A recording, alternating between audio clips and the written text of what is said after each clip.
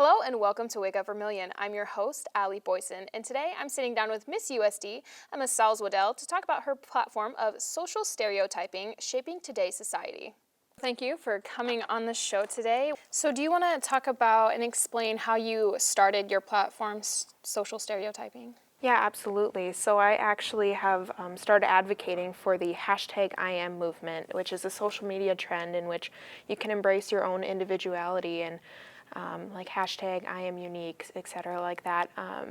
And that is just something that I think could be worldwide spread among individuals all throughout society, and we can all just embrace our own unique gifts. So what steps are you taking to educate other people? Do you put on events? Absolutely. I've been organizing events within different middle and high schools in the surrounding areas.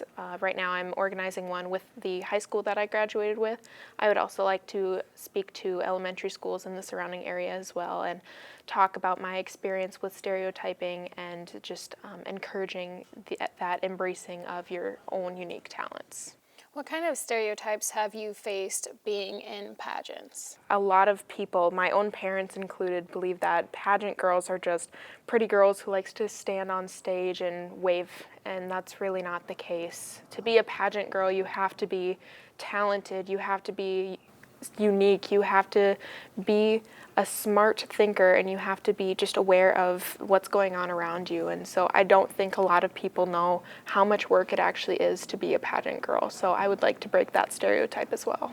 And how would you say you've grown through doing pageants? Miss USD was actually only my second pageant that I've ever done because, like I said, my parents had that traditional way of thinking about pageants, and after I won my title, they have completely embraced what it means to be a pageant girl.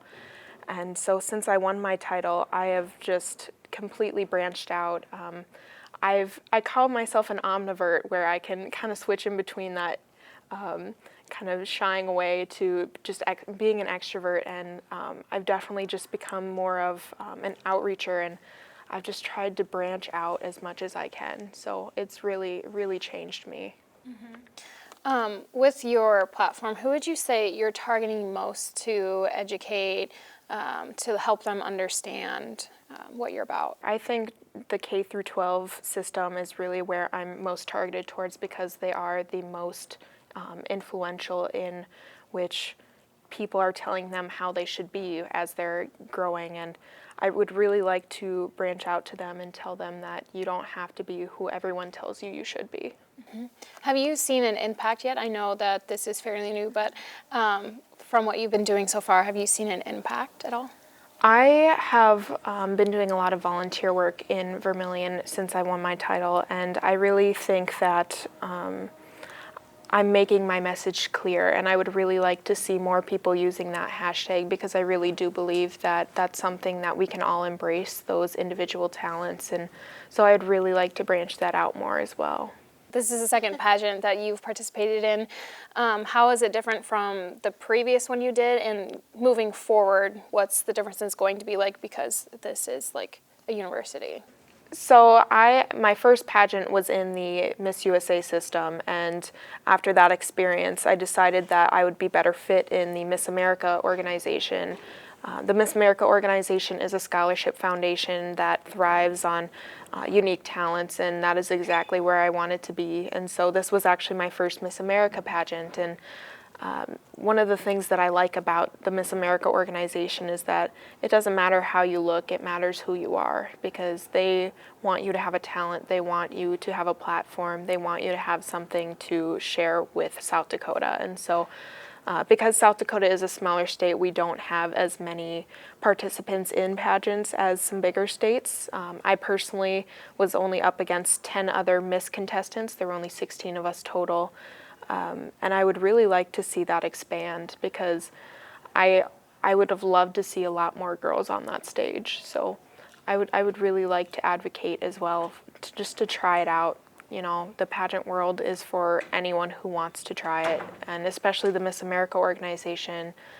They just want so many unique individuals to represent South Dakota. So taking the number factor away, because like you said, South Dakota doesn't have a very large population. Besides that, why do you think not many girls are in pageants in South Dakota?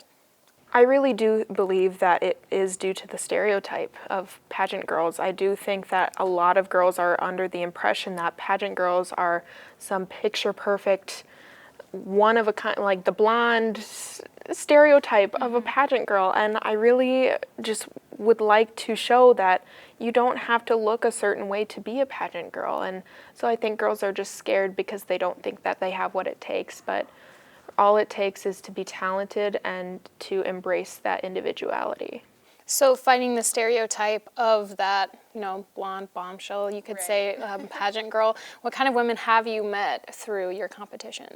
Every single individual is so unique in their own way, and I've met so many girls who have their own unique talents, from vocals, from my own I did a comedy routine for my talent, which was a lot of fun. Anyone has what it takes, and so the girls I've met in the pageant world, everyone is so kind, and everyone is just so loving of each other, and you get to meet your own little pageant family, and it's so sweet. That sounds amazing. Yeah. Well, thank you for being on the show today. My pleasure. Thanks for watching. Be sure to follow us on all our social media pages and subscribe to see new content weekly. We'd like to extend a special thanks to Miss USD and to Charlie's for letting us use their location.